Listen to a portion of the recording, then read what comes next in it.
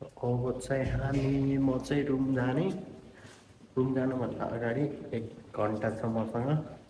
1 घन्टा चाहिँ घुम्ने भनेर गइरहेको अनुहार कस्तो कालो देखे रातो रातो छ कविता कि दिदी कसरी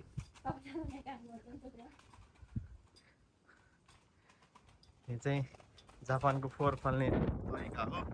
वाक्य गरेर अलग अलग फाल्नुपर्छ त्यही अनुसारले फेरि फाल्न पनि माइस्यो खायोबी किनियोबी छ यसरी घुमी माइस्यो सुयोबी ताके प्लास्टिक माइस्यो यो छ गेचियो अलग छ सबै फरक फरक फाल्नुपर्छ सिस्टम दिएको छ सिस्टममा फालेन भने फेरि फाइन तिर्नुपर्छ जापानमा चाहिँ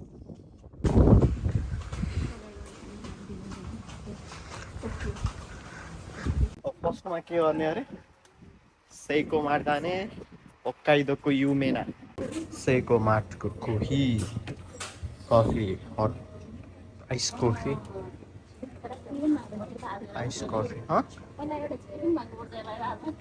ए नोमी वत्तारा इरेरु थामिनी राखे चाहिँ होक्काइदोको सेइको मार्टमा मात्र पाइने कोही हो काफे राते एकदम सस्तो छ 118 रुपियाँमा एउटा अरू 7-Eleven अनि फ्यामिली मार्टहरू भन्दा त धेरै सस्तो नि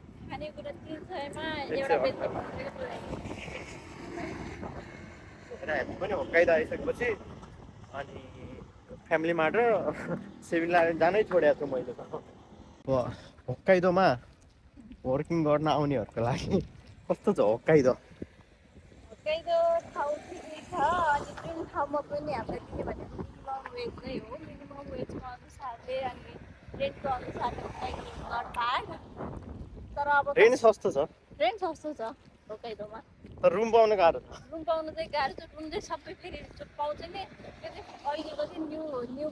बिल्डिङहरूमा पाउने रहेछ कि राम्रो एकदम नयाँ बनेको बिल्डिङहरू हुन्छ फेरि यहीँनिर सिङ्गल के अरे फ्यामिलीहरू बस्ने म्याक्सिमम हुन्छ नि फ्यामिलीहरू बस्नेमा रुम पाउन नि गाह्रो हुन्छ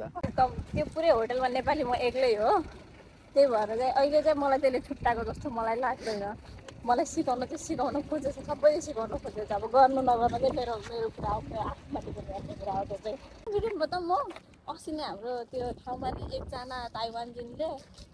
लगभग 5 लाख बराबरको ब्याग छोडेर गयो एउटा क्रेडिट कार्ड पनि थियो बराबरको ब्याग मेरो कम्पनीमा 12 लाख रुपियाँ छोडेको थियो ब्याग मेरो 5 लाख हो सुन्नु न पुरै सुन्नु अनि त्यसैलाई फोन गरेर आइज लिन भनेर चाहिँ नै मेरो प्लेन छुट्दैछ अरे म टोकियो जाँदैछु म आउँदैन अरे अनि त्यसपछि पैसा मेरो मलाई त्यो पैसा चाहिएन तैँले जाने क्या सिधै भन्यो रे त्यो 5 लाख कसरी भन्यो होला हौ क्रेडिट कार्ड पनि छ त्यसको भित्र अझ 5 लाख क्रेडिट कार्ड पनि छ त्यसलाई चाहिँ अन द स्पोट फोन गरेको रे मेरो प्लेन छुट्दैछ म आउँदैन अरे क्या सिधै त्यो पैसा अहिलेसम्म त्यही छ कि मलाई चाहिएन तेरो पैसा भनेर सिधै अब उनीहरूले लिन त पाउँदैन नि त कम्पनीले त्यही भएर पैसा रिटर्न गर्नुपर्छ नि त मेरोमा त एक दिन किङकोमा पैसा राख्ने लकरमा चाहिँ आफ्नो रुमको पैसा राख्ने लकरमा कति 12 लाख कति छोडेर एउटा जापानिज गयो त्यसो गर्नेहरूले बेड मेकिङ गर्नेहरूले गइहाल्यो आएर तल आएर भन्छ एउटा उसलाई के अकाउन्टेन्टलाई भन्छ आजै देश के को हाइट तिरो खाने भन्छ यति हालेको छ पैसा यति मोटो मोटो छ भन्छ कि अनि काउन्ट गर्छ लगभग कति ह्याकुमान यो भन्छ फेरि हामीहरू आफ्नै कोइनमा पुगिसक्यौँ आफ्नै पार्कमा जहिले हाम्रै पार्क हो यो भनेको बच्चा र विकी इजा घुम्दा छि दुख छोड्या छ यहाँ पेस्तुल को आएछ पेस्तुल ल्याएर तर मस्त छ नि चिसो चिसो हावा चल्छ यो कोइनमा यो पार्कमा गल्फ खेल्ने जस्तो छ हिँड्दै गयो अरे यता पछाडि के रहेछ भनेर मैले एक्सप्लोर गरेको फर्स्ट टाइम कसरी गर्दा आयो उताबाट हिँड्दै आयो के त्यसको पछाडि बाटो छ भनेर हेरेको खतरा कोइन रहेछ यहाँ एक्सप्लोर हामी छैन अरे हामी चाहिँ मान्छेले उत्तिकै त्यो चाइनिजहरूले आफ्नो उसको लागि फाइदाको लागि बनाएको अरे त्यस्तो फेस्टिभलै भन्ने फेस्टिभल चाहिँ होइन अरे खाना चाहिँ तानाबाताको चाहिँ कहानी छ भनेर मलाई थाहा छ तानाबाता कहानी भनेर मलाई चाहिँ हानाबिबी कहानी चाहिएन हानाबिबी कहानी छैन हानाबिबी जस्ट ठिकै रमाइलोको लागि मात्र चाहिने गर्ने आफ्नो व्यापारको लागि मात्र गरेको अरे जस्तो जस्तो मान्छेले हानाबी गर्दैन अरे हानाबी पनि एकदम धनी धनी खाइसकेहरूले मात्रै बनाउँदो अरे हानाबी भने कोही पनि खाएर सिद्ध्याएर पोलिथिनमा हालेर घरसम्म लैजानु पर्छ केटीहरूले म्याक्सिमम् खान्छ क्यानहरू सब यसरी फालेको चाहिँ फाल्न त अब के भन्नु आफू बानी बसिसक्यो बानी बसिसकेपछि अब रुमसम्म बोकेर लैजानै पर्यो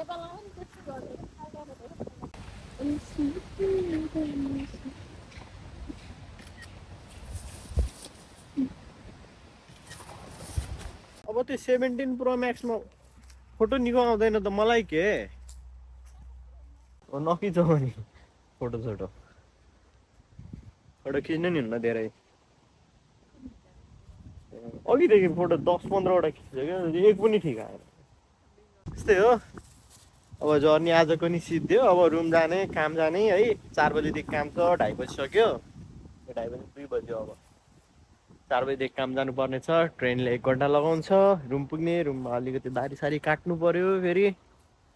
अनि त्यस्तै हो काम जाने 12 बजी 1 बजीसम्म काम गर्ने फर्केर आएर सुत्ने भोलि फेरि काम जाने ल अब नयाँ भिडियो बनाएन नयाँ भिडियोमा भेटिने छ हाम्रो यही सिद्धिन्छ ल उसलाई बाई गरिदिनु ल बाई गरिदिन्छु भन्छ ल bye bye guys see you next vlog